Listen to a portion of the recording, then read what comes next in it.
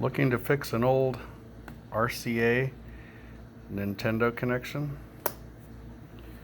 when something goes wrong. In this case, the tip is gone in this one.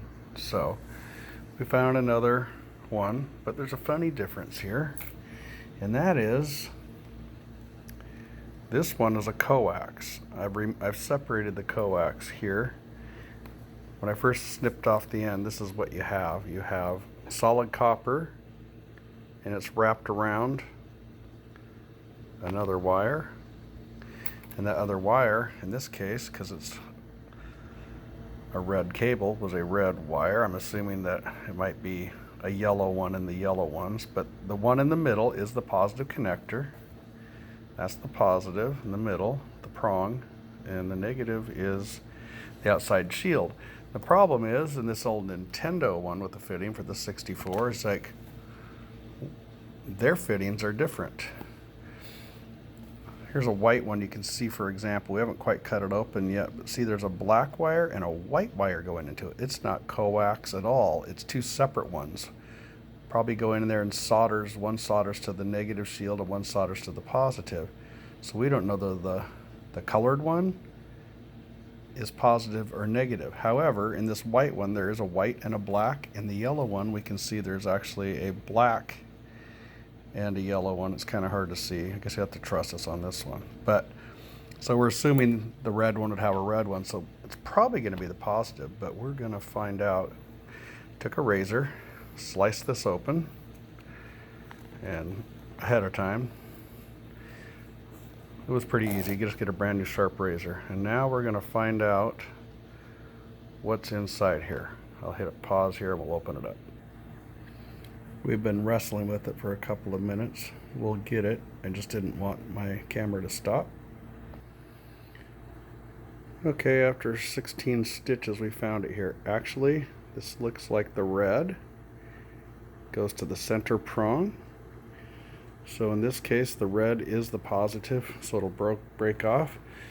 So the one that we cut out on the RCA, the red, will conveniently go to the red. So that's an N64 cable repair. I'll show you the finished results maybe later. Is your car okay, sorry for that. Obviously recording in a home has its own challenges. These are teeny tiny wires. These connectors, which go all the way down to I think a 22 or a 24, 22 it looks like, are not small enough.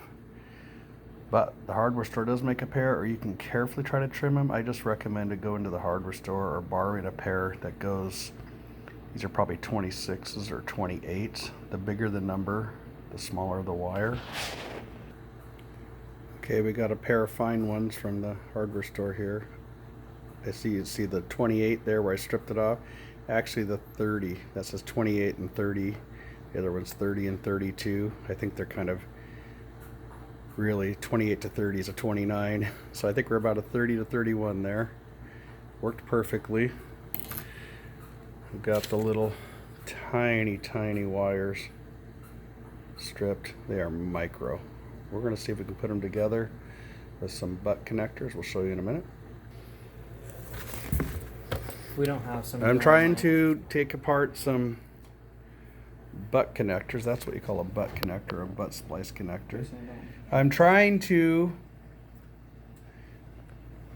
strip it off without cutting myself to death here, so we can get a smaller tube and then crimp it together and be able to use heat shrink, which I already have wrapped around here, so we can get a tighter fit, because this is going to be a pretty precise repair. Alright, you can see I got one of them apart.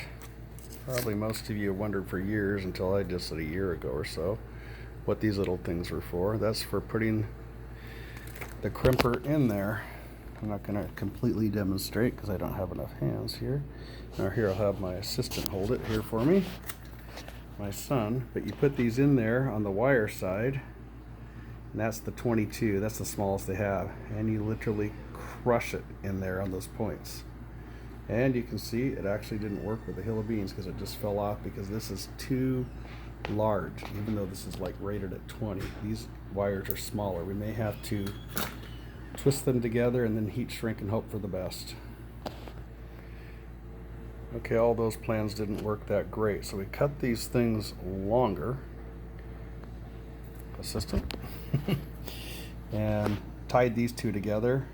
And I was going to make them in line, but it's getting a little complicated. So we're just going to slip this over here. We're going to heat shrink that. Then we'll twist these together and heat shrink that, because this one side has completely bare wires, where the other side actually had shielded cabling on one of them. And I've already pre-slipped this one over, so it's going to slide over both of these fittings, hopefully, when we're done, and we'll heat shrink over the heat shrink.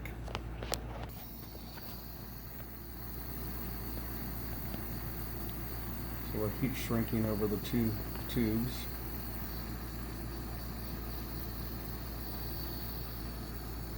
It's a pretty hot torch. A heat gun will work fine. Probably a cigarette lighter would work if you had it.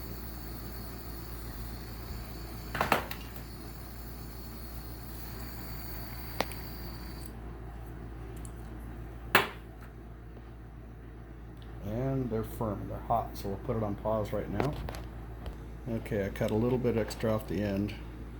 These unfortunately are exposed wires, but I don't think they're going to arc against each other. Cross our fingers, keep them a little separated. I cut them shorter because they weren't all fitting underneath this other heat shrink tube, which I've done there. And now, oh, see, they're sticking out a little bit there.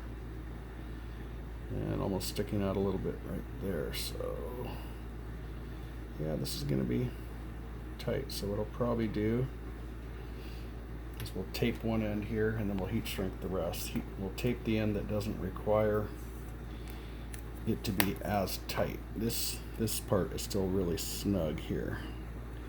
So we will just do some quick electrical tape on this end. See all the careful planning in the world, and my wires are just a little too long. I still know you guys will do a better job because you're watching my mistakes.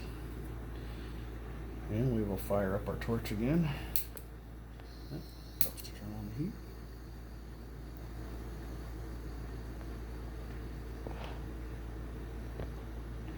You're going to be a little more careful this time because we don't want to burn the wire. I burnt the heat shrink a little last time, but we don't want to burn the Nintendo wire.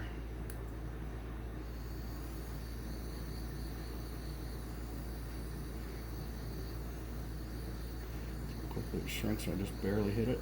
Yeah. And it's shrinking right around the other fittings quite nicely.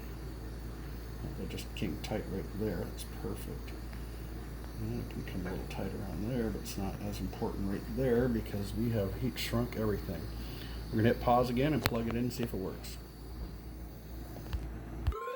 Okay, you'll see I have it plugged in here. Not that I would kid you at all, but you can see that it's all the way plugged into this bad boy. And cable, wherever it is. My son's connected to it right here. And this is old Zelda playing on a 1080. And the stereo sound seems to be working and everything. We have fixed it. There you go. That's how you do it. And you can do it prettier than I did, but that was the first time I've ever done it. So take care.